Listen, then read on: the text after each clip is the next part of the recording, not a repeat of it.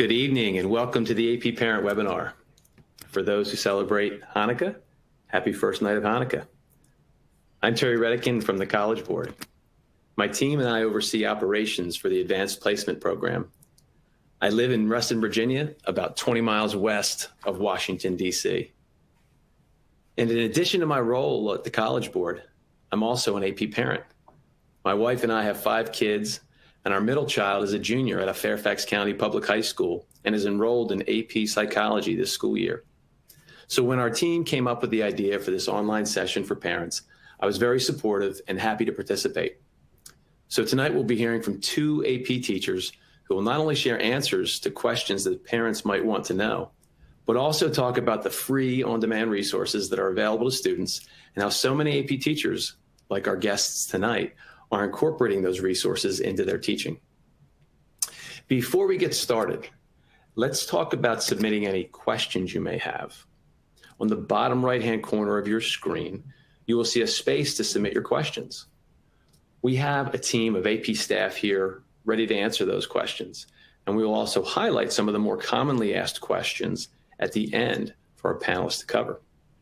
We will also follow up with answers to questions we didn't get to tonight in the next couple of weeks over email. We remain stuck in the middle of a pandemic, and it impacts every aspect of life, not the least of which is your child's education. Teachers and school administrators are tackling this challenge in a variety of ways. Some schools are in person, many are doing full remote instruction, and the rest have some type of hybrid approach. And if that wasn't enough, here you have your high school age child taking a college level course while still in high school, because that's what AP is. AP, Advanced Placement, is equivalent to a first year college course, which is why we're trying to make the experience as easy as possible for AP educators and the students they teach, because the content and skills that are included in these college level AP courses are fixed. And here's how we're trying to help. First, we're meeting schools and students where they are. Second, we're going to support in-school testing in 2021 because administering exams in schools maximizes access and opportunity. And we're also providing a contingency testing option if school buildings are closed for safety concerns. 3, we've built out a number of free resources for each AP subject that are available to teachers and students in our online platform called AP Classroom. And they include something new called AP Daily Videos that have been available all school year. We're going to hear more about those tonight. We want students to feel supported all school year long. So now I'd like to welcome our guests. I'd like to introduce Miss Margaret Evans, AP Biology teacher from Woodbridge Senior High School in Virginia, and Miss Dawn Knight, AP English Language teacher from Westfield High School in Indiana. Welcome to you both, and let's get started. Miss Evans, tell us a little about yourself and what students take away from your AP course. Excellent. First, I want to say thank you for having me and welcome to all of the parents out there that have joined in for this webinar. As you have mentioned, my name is Margaret Evans, and I am a teacher in Prince William County Public School System. I teach at Woodbridge Senior High School, which is a suburban large high school about 30 minutes south of Washington, D.C. I have been teaching for almost 22 years and have been teaching AP courses for about 10 to 11 years. And what I think my students take away from my AP course is a better understanding of what it means to be a science thinker and skills that will allow them to continue to be inquisitive and thoughtful about the courses that they take in the science curriculum. That's great. Miss Knight, how about you? Share a little about yourself and what you see students taking away from your AP course. Absolutely. Yeah, as you mentioned, I'm Dawn Knight. I teach at Westfield High School, just north of Indianapolis, Indiana. I have been teaching 27 years, and I've been teaching AP courses around 13 of those years. Most recently, I've added AP Seminar and AP Research. I think all three of the AP courses I teach help prepare students for college because of the problem solving and critical thinking and collaboration skills aside from the content, time management and self-discipline as well. And I think that's something that all AP courses do, which is why I think they're such a great way to prepare for not just college, but the world beyond. So talk a little bit about your particular school's situation this year, whether you're remote, hybrid, in person. How is it for you, Ms. Knight? We're on a hybrid model right now. So we have students in two cohorts. One cohort comes in person Monday and Wednesday. The other cohort comes Tuesday, Thursday, and then everyone is all virtual on Friday. So I have half of my students every day. And how has that forced you to adapt this year in terms of your instructional plans, in terms of what you're doing with them? Talk a little bit about the changes this year. Yeah, I mean, it's every teacher, I think, around the world right now is dealing with the challenges, and in so many different ways. Even those of us who are on a hybrid model are all a little different. So, we're learning to kind of change the way we engage students in some of the lessons. A lot of it is just kind of remanaging what I do when I have them in class. I want to maximize that in-person instruction. So when I want to do rich discussions and Socratic seminars, I'm saving those for the days that I have them in class. And then utilizing I want you to read and analyze something on your own. We do a lot with Google Docs where I'm sharing something that I do a forced copy of it so that they all have to open their own copy or work with a group to fill out something to maximize engagement and use that time when they're at home on things that can be done at home. So I think a lot of it is just kind of rethinking. But in a lot of ways, it's also opened up our creativity. We've been forced to learn so many new tricks and ideas, especially those of us who've been in it for 27 years like me. Thought we were able to just kind of, I have it all down now. And now we're, rethinking things. And that's good for us. It's a challenge. Ms. Evans, talk about what your instructional situation is in terms of in-person, remote, and how you've adapted this year. Absolutely. We are currently fully remote with the contingency plan of possibly going into a hybrid model come second semester in January. And so this definitely has put us in a position to think about how to deliver instruction effectively for students through a distance learning format. Typically, I would see my students about 5 times. We were on a 7 AB block. So on a normal schedule, I would see my students 5 times in a 2-week session. But with the distance learning, the remote learning, I see them twice a week, with one of those days being an asynchronous day. And so definitely I would concur with Ms. Knight in that one of the things that I'm sure many teachers are trying to do is to make sure that there is no difference in the amount of engagement and access to learning, even though the format has changed. And so I definitely have embraced a lot of the technology that is out there that allows me to still deliver valuable instruction to students and still provides them with the opportunity to engage in the learning, even though we may not be in person, but there are definitely ways that we can still have them engage. The question that's it's great to hear just all the ways you've adapted this year. I mean, there's just so many ways it's kind of hard to count, and you're still doing it. It seems like every day. One of the questions that came in are about student engagement, and I can relate. I do love to peek into my my kids' rooms and say, "Hey, what are you paying attention?" And they're like, "Dad, get out. I need to focus." And well, are you paying attention? Are you engaged? That's what I want to know. And help these parents, understand some of the techniques that you're using to keep students engaged. Ms. Knight, could you talk about how you're working to keep students engaged when they're not on those days with you? Sure. Yeah, it is definitely more challenging. So, some of it is I'm having them turn in more assignments just so I can obviously keep them accountable.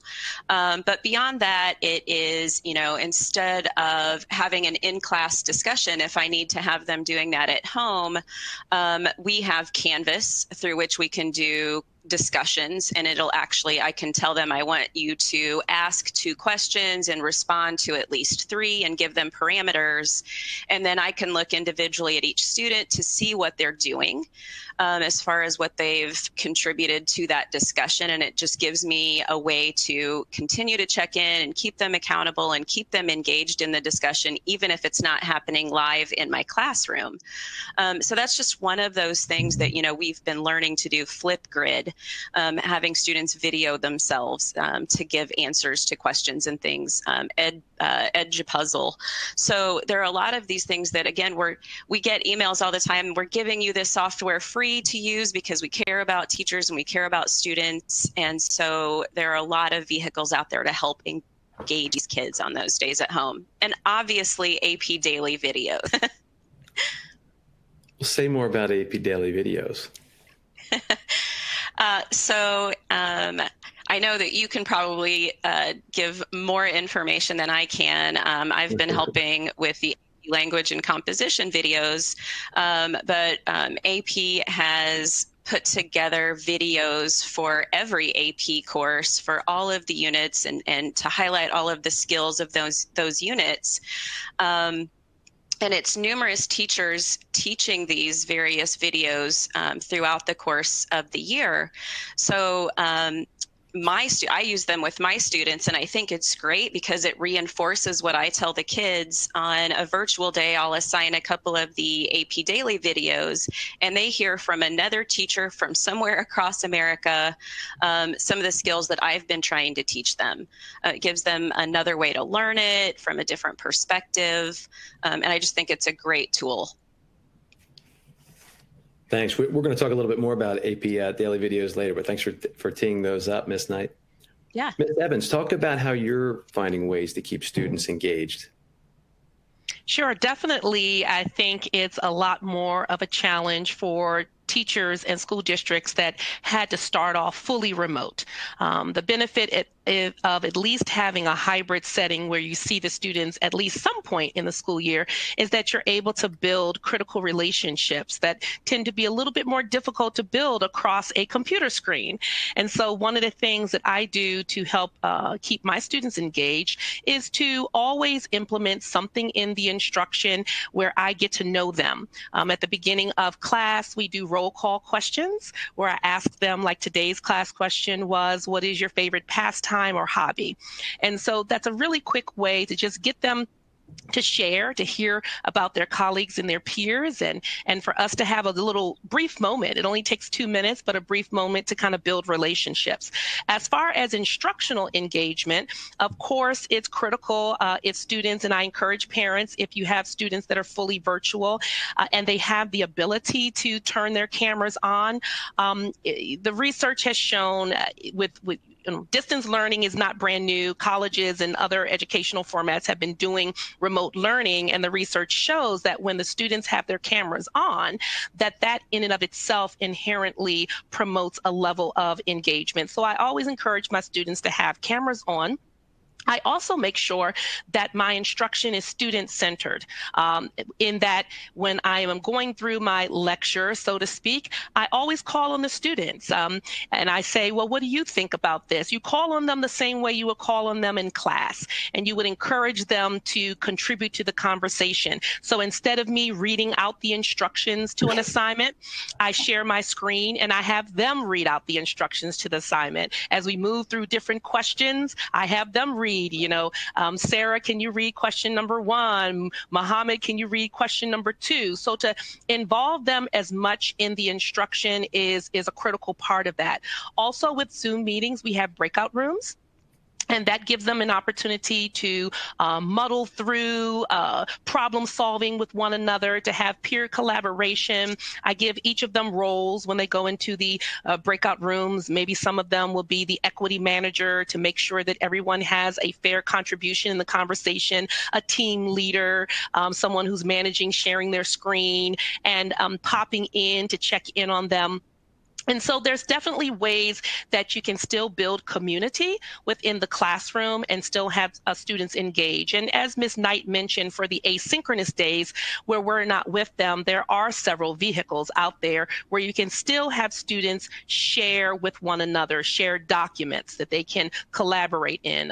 One of the programs I use is called OneNote that's offered through Outlook. And in the OneNote, there's a collaboration space. So even if they are not in class, I create a document. If they're going to be assigned something to do, I create a document where they can put questions. So as you're moving through this assignment, please go into the collaboration space and jot down questions that you have, and other students can help answer their questions asynchronously. We can engage in conversations without us being live. And so those are just, just a taste of some of the things that are at the fingertips for teachers as we move through some of this remote and distance learning. Wow, could you ever imagine that you're going to get so facile with so many different technology tools in your teaching career? It's incredible to hear about all the tools you're using. So the other question that is coming in, how are teachers able to keep students on track? There was some schools got off to late starts this year, or it's just, sort of the different sort of patterns of schedules in schools. What are teachers able to do to sort of help keep students on track so you're able to, get to the course content and skills over the course of the year? Miss Knight? Yeah, some of it is definitely looking again at our curriculum and looking at what do we absolutely need and what do I do because I love it so much. So there have been some things that I've just had to let go. And then some of it is being more concise in some of the things I teach or teaching it in a different way. We're professionals and we know those critical skills that we know the kids need to do well on the AP exams, that they need to get prepared for college, that they're going to need later on in life. And so we're going to make sure they get those skills. It just might be done a little bit differently this year. Miss Evans, how about yourself in terms of the staying on track and trying to pace out the year? I think part of it for me with the challenge initially, our school district was one of the ones that got it to a late start. So we didn't have as much instruction time as we normally would. But I think that one of the first things that was a focus for my classroom was to make sure the students had tools to self-organize. By them being at home, we're not there with them to make sure they jot down assignments in their agendas or making sure that they, know what it means to be accountable on an asynchronous day and still approach the learning as if they were still in school. So I think that one of the things that my school has done was just try to encourage students to understand that virtual learning is still school. And so they should still try to implement a schedule that they have their homework done, a schedule of a routine.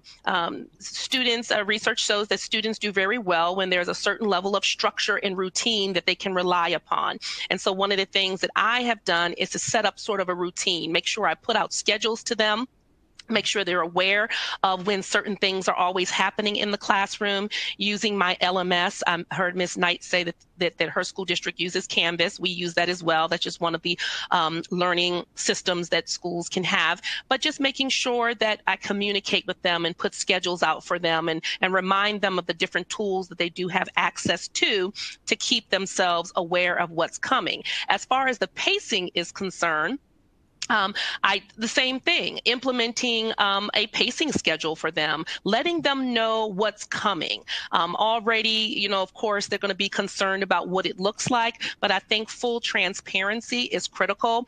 Giving students an idea of what's coming, it eases their anxiety. They know what to expect, and having that routine for them is something that allows them to have some comfort in the instruction. So those are things that I tried to make sure were implemented very early on in the remote learning, and it seemed to has served well. And so now that they feel like they have a handle on what virtual learning looks like, they seem a lot more comfortable with now engaging in the content the way that they normally would in an in-person setting. That's great. Now, one of the other tools, we mentioned it, it's AP Classroom, and we got a question from a parent who I think heard it mentioned earlier. They said their students mentioned AP Classroom. What is it? How do teachers use resources like AP Classroom to support their students' learning? Ms. Knight, can you take that one first? Sure. Yeah, we use AP Classroom quite a bit. It's a great resource for the students, and they can use the resource even if their teacher isn't assigning anything in AP Classroom. However, I use it as a teacher. We have practice questions in there that students can do on their own. The AP Daily videos you can access in there.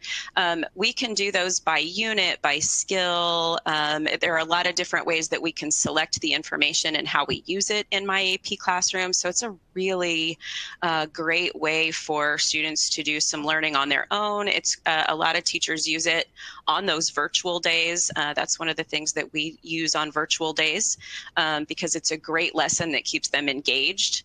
So there are a lot of different ways that the My AP Classroom works well. Great. And Ms. Evans, how about yourself? Do you use AP Classroom in any different kinds of ways? Well, just using AP Classroom is the first part, and it's fantastic, as Ms. Knight has mentioned. And I do want to just let parents know, I want to re-emphasize what she said, is that if you have a student whose teacher is not actively using AP Classroom, the student does have access to their College Board account, and they can self-register using their College Board credentials and become able to get into those accounts because they are a registered student within that course. And so I want parents to understand that even if their teacher is not actively using it, still encourage your student to get in there and see what's available to help support their learning. As Ms. Knight mentioned, there's a host of resources in there, the AP Daily videos, which are short snippets that teachers across the country have developed to cover the essential knowledge of the curriculum and provide an additional support to the teacher, a supplemental support. And so students can independently go in there and watch those videos either before they come into class if they know a topic is upcoming to give themselves a head start into the learning, or as a review of what their teacher has already provided. In addition to that, as a teacher, I can assign progress checks, which allows me to assign questions and gather data on how well students are doing with particular content skills. I can pull out certain content and pair them with certain skills to see how the student is managing a specific content with a specific skill. It allows me to generate all sorts of wonderful reports that give me immediate feedback on what I might need to revisit with the students. It also has some wonderful opportunities to provide students with practice with FRQs, free response questions, and get them thinking about how they can communicate the actual content.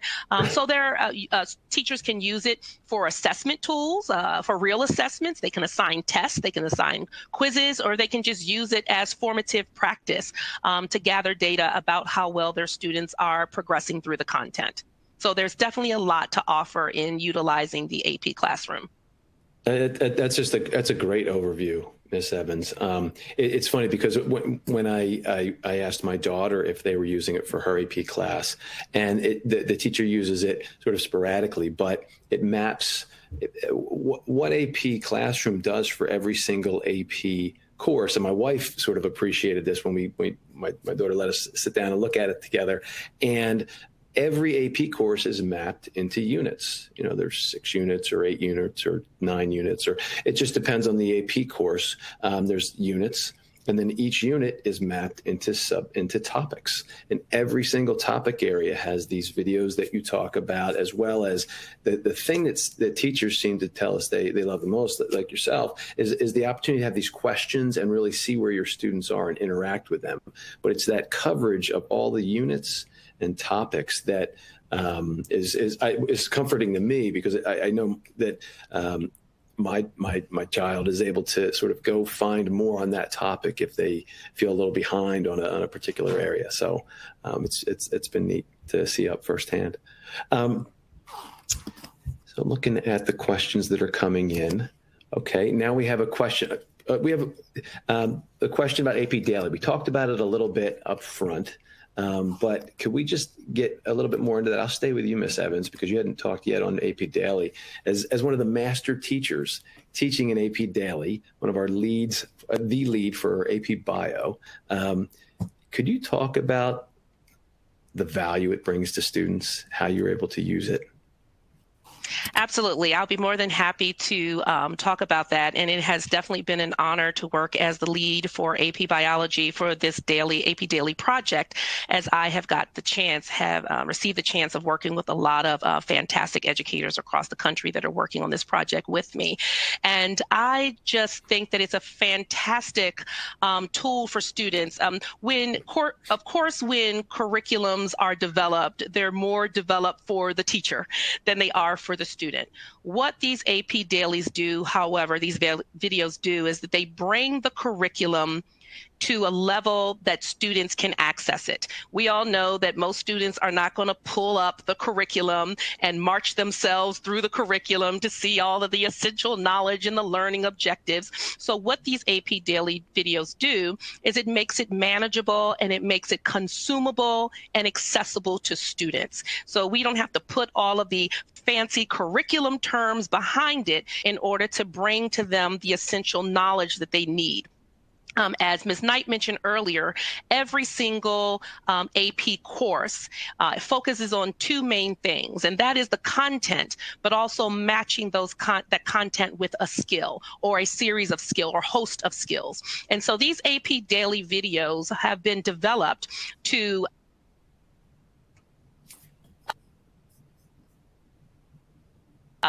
what do we expect you to know about this course and about this topic? But then what's important is we want them to know that we want them to do something with what they know. Having the knowledge but not able to demonstrate the application of the knowledge is not useful. And so what makes them masters of what they've learned, which makes this learning long-term and not short-term, is their ability to communicate that knowledge in an applicable way, to synthesize. And so these AP Daily videos will present the core concepts, but in each one of the videos for a specific topic, it will give the student an opportunity to consider how the topic matches with a specific skill. So we want them to describe something or annotate something or calculate, which would be the skill. How can we have you do that and have that apply to the content? So there's built-in practice.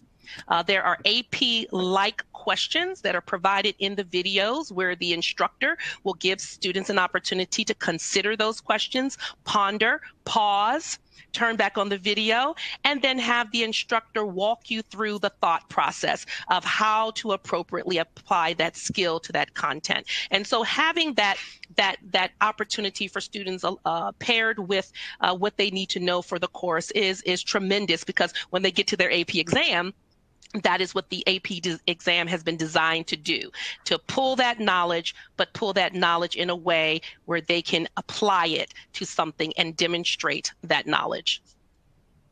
Yeah, and one of the things I think is really cool about those daily videos themselves is they're searchable. Every video's transcript has been stored in our database, so students can put a word or a string in, and they can search very quickly and find every video that has that that string in its transcript. And I think that's a really neat feature. And it's the kind of thing students expect. They all are so facile with YouTube and those kinds of things. They sort of expect that. So that's one of the new features this year that I've been really excited our product developers were able to get in there. Now, Ms. Knight, anything to add on AP Daily? Yeah, I think just a couple of other things.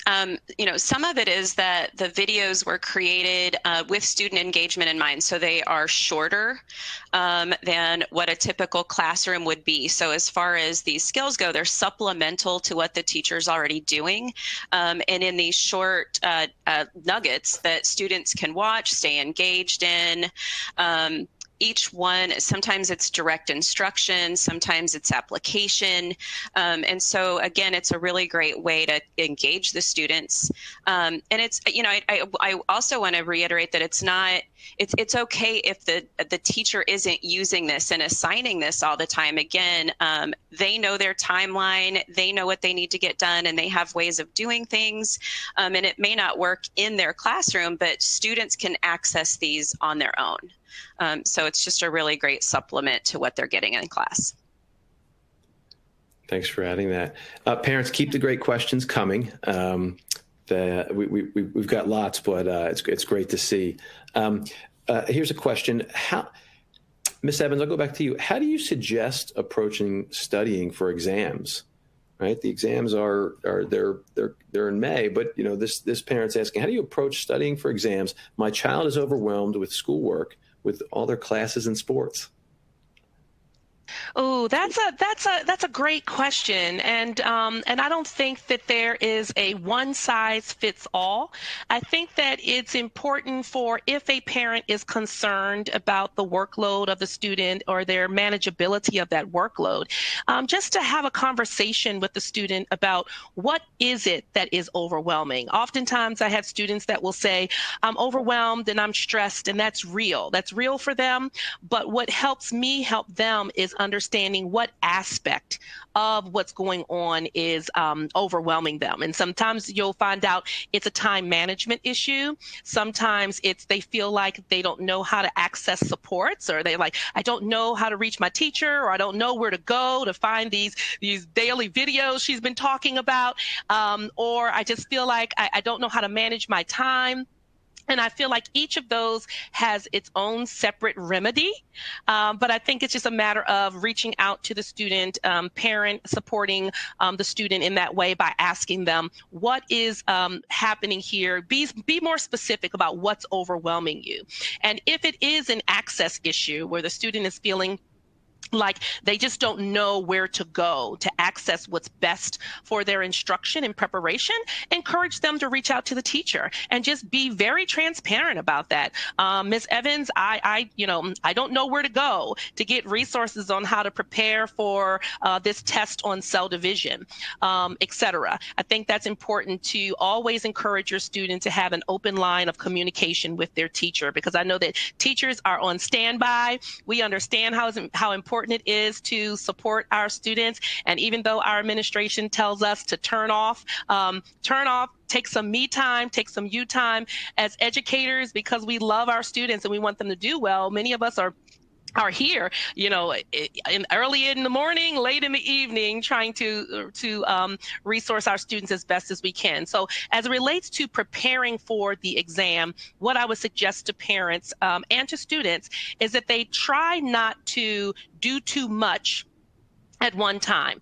Preparation for a comprehensive exam like this can't occur over a couple of days. It is an ongoing process. And so I would encourage students to just take 10 to 15 minutes each day. And I'm sure they can carve out that amount of time, even if they have sports and whatever the case may be. If they have 10 to 15 minutes and they have 7 classes, then we're talking about a little bit over an hour out of a 24-hour day where they can just recap, review. Let me just take 10 minutes right here to just think about what we learned in AP US Gov today, or let me just take 10 minutes to learn, to review what we've learned. Just having them refresh in small chunks and to make sure that's done on an ongoing basis. I think when students get overwhelmed when it builds, when the preparation builds and they feel like I have to prepare, it's the night before a test.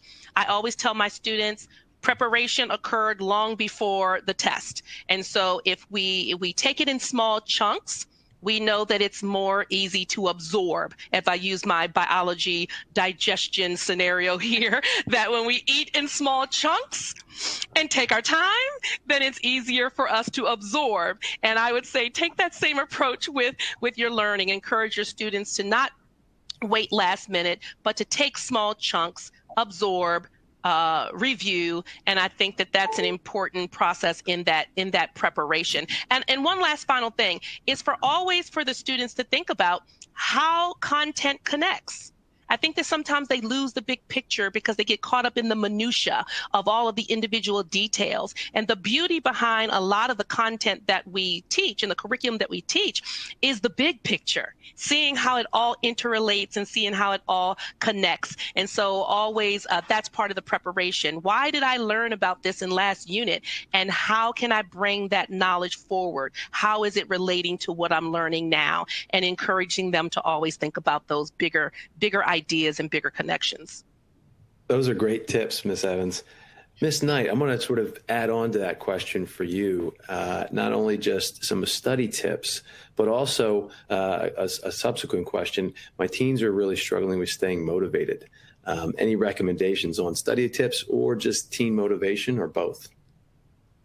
Yeah, I think I have to reiterate what Ms. Evans said on both of those accounts. Kids can have test anxiety, and right now there's a lot going on, and they're definitely feeling a little overwhelmed at times. I can see it in the students in my class.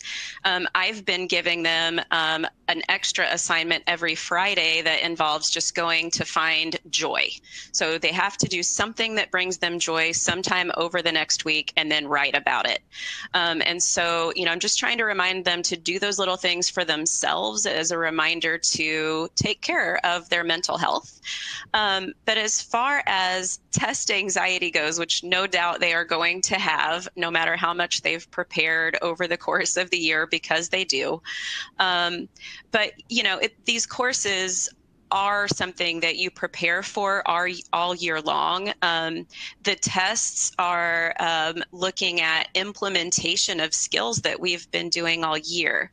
So the best thing they can do to study for the exam is to be engaged throughout the process, throughout the course of the year, and they will probably do well. When there are times that they're not sure if they're understanding it, to definitely reach out, get help, or watch the AP Daily video over those skills. I think as parents, one of the things that is a really great way to help them study those 10 to 15 minutes that Ms. Evans was talking about, in the evening after, if they got to go to their practice for if they're playing right now, when everybody's home that evening, taking a few minutes to say, hey, what'd you learn in that class today? Because when they have to turn around and explain it to someone else, they're likely to remember it better, and to figure out what they don't understand so that they know what they need to ask for help on. So I think those are all some ways to do that. And again, those AP Daily videos are short chunks of time, so they can then go to the videos that correspond to those issues they're having. But they're getting prepared all year. And the best course is to look at is to ask the teacher when they're struggling with something, with a concept. Those are all great tips. And I want to add that given all the stresses and the extra anxieties that accompany this year, the uncertainties, College Board is waiving cancellation fees if a student decides not to test. So if that's the best choice for your student, even though they've been in the AP course and they've registered for the exam, if you want to change your mind come spring, that is fine, right? Students need to do what's best for them. Being a part of a course with a teacher like Ms. Evans or Ms. Knight, the experience of that, the skills they pick up, the exposure to the content, that will prepare them better for their college experience. We have data that show whether you earn a credit their score or not on an AP exam. You still get benefits of just participating in an AP course because it's college level and it's the mix of content and skills. So there is no cancellation fee. And, I would just add let's not make your AP class an undue stress on you whatsoever. It needs to be sort of situated and prioritized where it works for you. There's a question here about AP biology. Luckily, we have a master AP biology teacher here. How will AP bio be handled if the class was taught without the benefit of a lab? Well, first of all, I want to say thank you for considering me a master. That's a title that I hope that I live up to. But as it relates to any science-related course that has a lab component, and yes, AP biology, AP physics, AP chemistry, et cetera, they all have a lab component to it. And so doing the labs remotely is a different experience. And I don't think that it has to be a lesser experience. Of course, we would like for those kids who are more kinesthetic and like to put their hands on things to have access to certain things. But I think that teachers have been doing a great job of implementing in the student the idea that science is a process. Science is not a set of lab equipment. And so if we get students to think about the lab equipment is only one set of tools that allow us to experience the science in that way. But that does not mean that we don't have other ways to experience the science that would be equally as enriching. And so a lot of the science teachers have found some fantastic virtual simulations that give students videos of what the actual process looks like. I mean, I just have to say that while at first, of course, I was disappointed that we wouldn't be in a lab. Who doesn't like the idea of lab? But I found out that through these simulations, they're giving students a window into things that they normally wouldn't see in a lab. If I'm in a lab investigating diffusion of molecules, I can't see the molecules. I could be watching the beaker and I could see the results of the diffusion, but I can't actually see what the molecules are doing. But through a lab or a virtual simulation, guess what? I can actually see the mechanics of chemical diffusion through an animation. I can understand what that looks like on a chemical level. So virtual simulations can provide a window into the science that in person can't. And so there's some pros and cons to both, but I think it's about not looking at what they're missing, but looking at how they have a new opportunity to learn. And that would be what I would suggest for parents to think about that. And we can fill in the blanks and teachers can video demonstrations. As I know in our building, teachers still have access to go into the building and get access to tools that I could potentially video myself in my lab doing something, or bring the lab equipment home and video it and then provide it as a video demo for the students that we can sit back and do some critical thinking about what do you guys think is going to happen in this reaction, or what do you think I'm going to see when I do X, Y, and Z. So I just think, as Ms. Knight said, I think a while ago, it's just about a different perspective and looking at the learning from a different lens. And it doesn't mean that it has to be lesser than, because it's being presented in a different way. That makes a lot of sense. It's great to hear you're able to sort of make labs better in some respects, even though they're not the same hands-on experience that they've been for years and years. So thanks for that. Another question, Ms. Knight, do you have any advice for fully distanced students for dealing with issues and having a hard time in the course? I know you're in that hybrid model, but in terms of engaging with students that are sort of fully distanced, any advice for parents who are in that situation? Yeah, I mean, I think, the biggest thing is, I I think we've already seen as educators that those times when students are in an asynchronous situation, there definitely is less engagement. So we definitely want to be checking in. As Ms. Evans said, have those cameras on when they are zooming in with the class and doing breakout groups and things like that, so that we can see that engagement. It allows us to be able to, we can see when there's confusion, when we can see their faces. We can see when they're listening, when we can see their faces. So just kind of checking in on them when they're doing that asynchronous learning.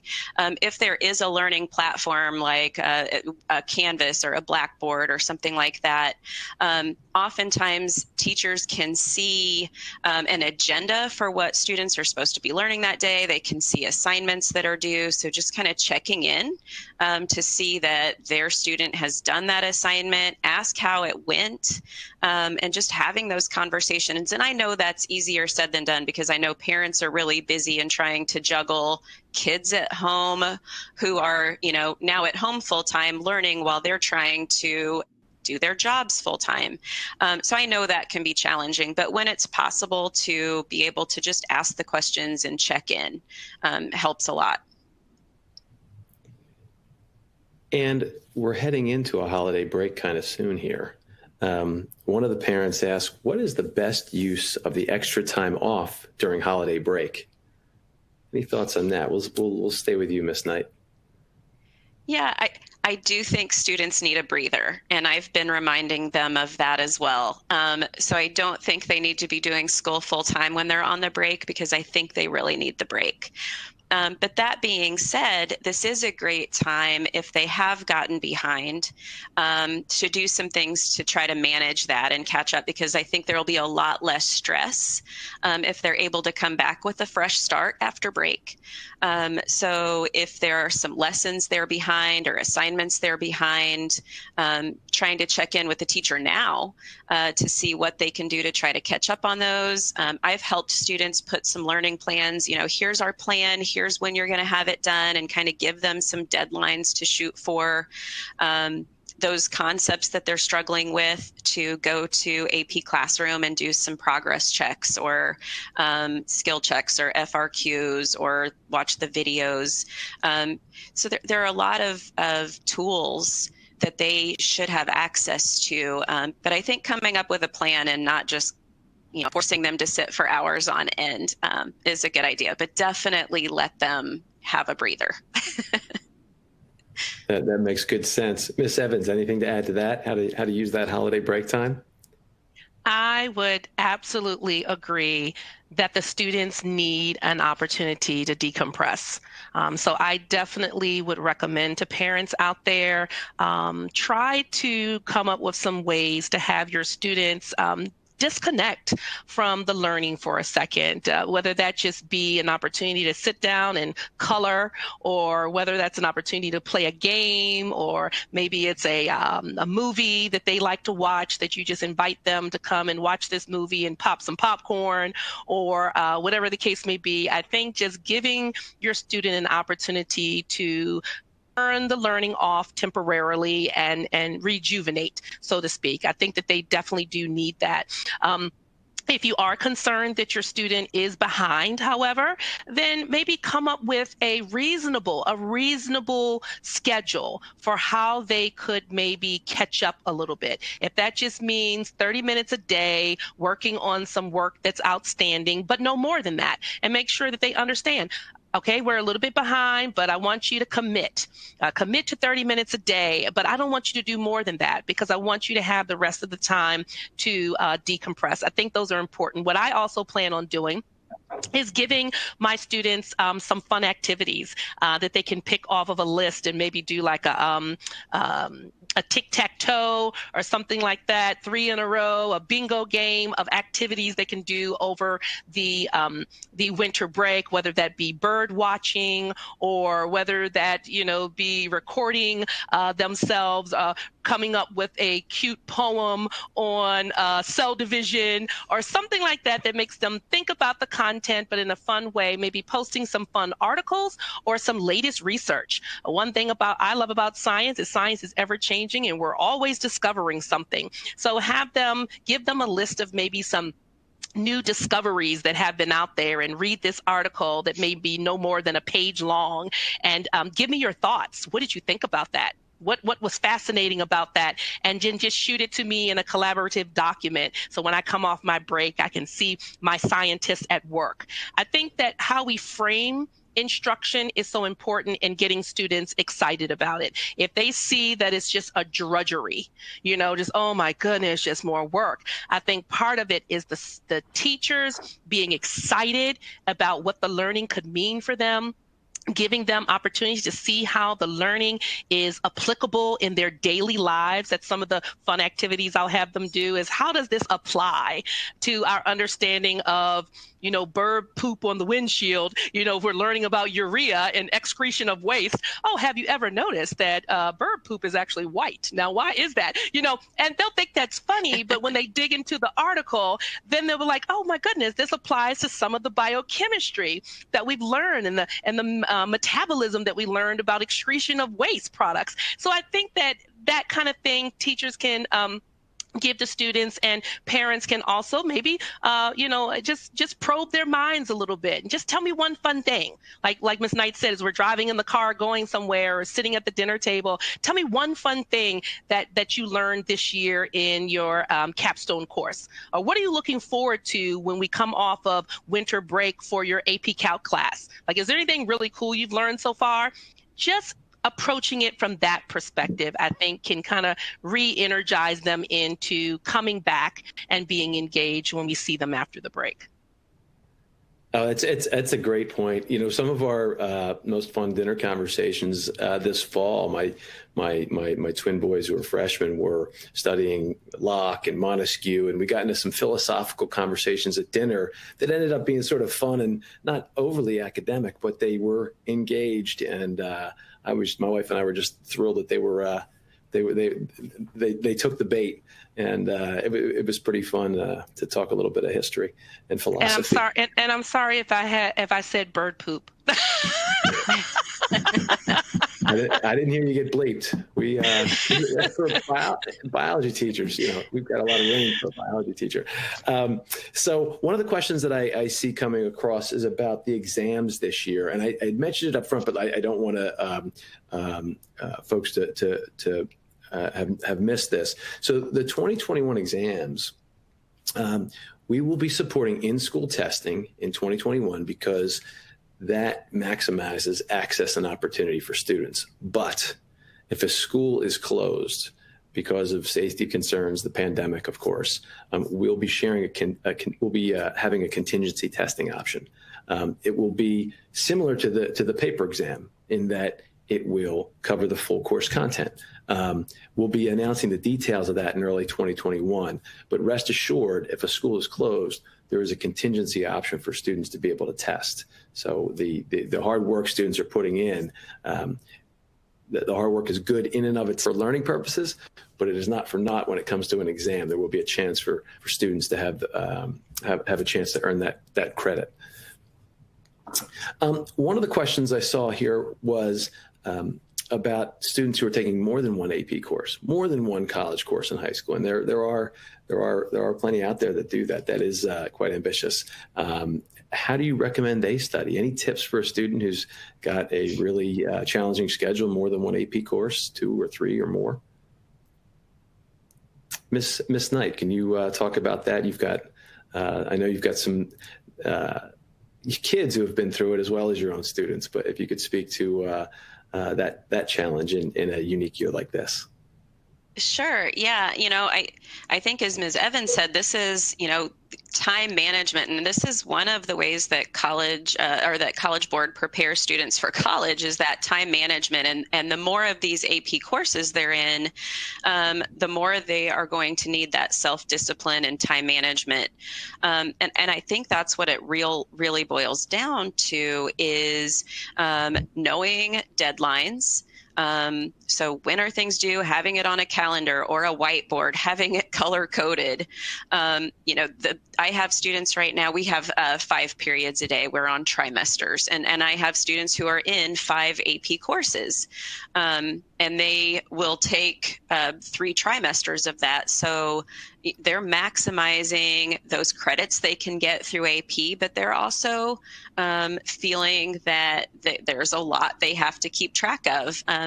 So yeah, some of this is, let's get a plan in place. I'm going to write down all of my due dates for major assignments, but also every day put in the daily assignment. I'm going to look at when the AP exams are. And I think that's the biggest thing is it definitely needs to be a calendar that they have, whether it's on their phone. I have to use a paper one because I'm old school that way, and it has to be color coded. But whatever works best for them. And I tell them, set reminders on your phone. At 7 o'clock tonight, have your phone remind you that you need to log in and watch a video, or you need to upload that assignment. So they should utilize those tools they have. Yeah, time management. I mean, that's my takeaway. We have a lot of conversations about time management in our house, and Absolutely. just whatever techniques you can get to help you that work for you work. Miss Evans, anything you want to add to that around multiple AP courses? Sure. We as well at our school have a tendency to have a large number of students that take multiple classes. And I would just say for parents of those sorts of students, or parents who have students that are considering to do that, I think it's important for parents to be honest with them, and teachers to be honest with them about what that's going to mean for their schedule. And taking more than one AP class does mean a lot of sacrifice, because it is going to require a lot of independent input on the student's part.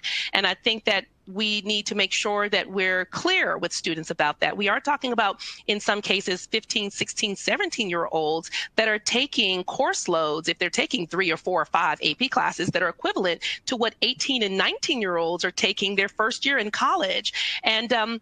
And they don't have the benefit of a college schedule, in that they're still going to school from 7:30, 8 o'clock till 3:30, which in a traditional college setting would not be the case. And then on top of that, they have sports and other responsibilities. So I think that making sure that the student understands that doing that kind of course load is going to require a certain sacrifice in your time. And are you okay with that? Are you okay with having to possibly minimize time in something else you might like to do because you are taking the challenge of doing this? And it's they can do a lot, and they can still have their sports, they can still have their extracurricular activities, but it is going to require a different type of prioritization that I think that sometimes the students aren't really expecting, and then become very disappointed when they realize that it means that other things are going to have to probably wait,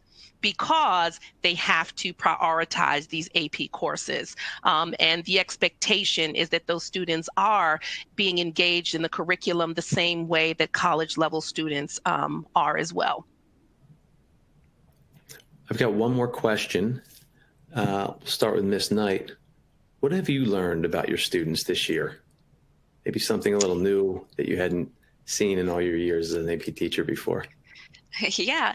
I've learned they're very resilient. I've also learned, that it's so important that we just ask on a daily basis, how are you doing? For the most part, they've been great, but they've also had those moments where they're just like, this is all a lot. Right. And I had students one day just say, I don't know, we need something. And I said, well, what do you need? What's going on? What can we do? And they're like, I don't know, can we do Just Dance? And I was like, I tell you what, if you work hard for the period, the last 5 minutes, we can do Just Dance. And so we put on a Just Dance video on YouTube. I did it with them. I can't dance, but I will.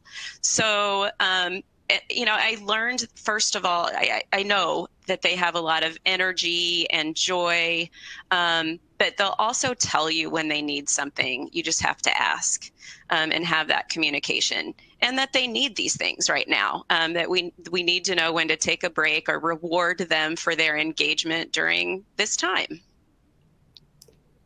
Awesome. Miss Evans, something you've learned about your students this year? Yes, I have learned that they are extremely trusting. Even though they don't necessarily articulate that they're trusting, they are, because they are trusting that we are still going to be there to support them. Even though sometimes it's difficult for them to put together what their feelings are, the fact that they're still coming to class and they're still there and willing to do the work and trusting that we're going to help them along the way. I've seen a different level of trust from my students this year that I've really have appreciated and tried to make sure I support. In addition to that, I think that I've seen that they are really looking for us to still provide them a sense of normalcy. And I think that's important for parents to know as well, that even though there's so much chaotic things that are going on around them, they come to school and they come to class because this is something I can rely on. This is something that's stable for me. This is something that I can trust is going to be there in the way that I know it to be, even though it looks different. And so they are wanting us to be there to give them a sense of normalcy, and to be honored by that level of consideration is tremendous, and I definitely don't take that for granted, and I'm sure that all of the educators out here don't take that for granted as well. Thank you so much, Miss Evans. Thank you so much, Miss Knight. Thank you to all the parents who joined tonight. It was an honor to be facilitating this conversation. Students can go to myap.collegeboard.org to access all of the AP resources that were talked about tonight. We're going to put out a transcript of this call, we're going to put out answers to the questions that came in over this call back to folks. And thank you, everyone, and good night. Yeah, thank you so much for having me. Thank you. Yes, thank you very much. It was a pleasure. Our pleasure. Take care.